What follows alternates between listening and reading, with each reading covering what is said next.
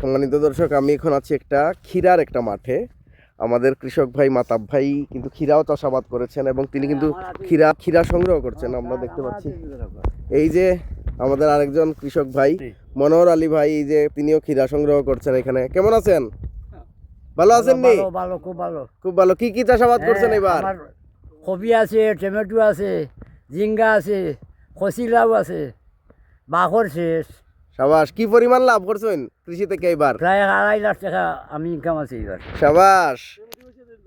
Tomato বিক্রি করে কত ইনকাম টমেটো করছেন? বিক্রি করিয়া 1,85,000 টাকা আমি উন্নত করছি।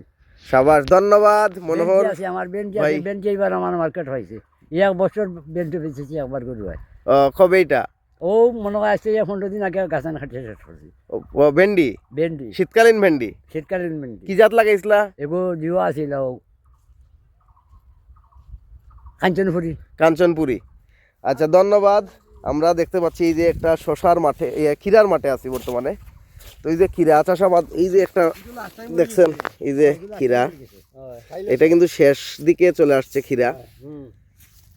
এই যে আমাদের দেখেন আমাদের মাতাব ভাইয়ের হাতে কি জাত এটা লাগাইছিলা? আমি মাতাব ভাই, জাত তো নাম আউরিছে, সেলজি আনছিলাম কিরার নাম আউরিছি। তবে অসাধারণ, কিন্তু তিতা নাই তো খাইতে? না দিতে নাই। দেখবো এটা খেয়ে পরে। আজকে এখন হচ্ছে রমজান মাস, তার জন্য এখন খাওয়া টাওয়া নিষেধ। আমরা এই যে অসাধারণ একটা পরিবেশে আছি। এই যে দেখুন দর্শকেরা, এই যে এটা পারিলাই ভাই,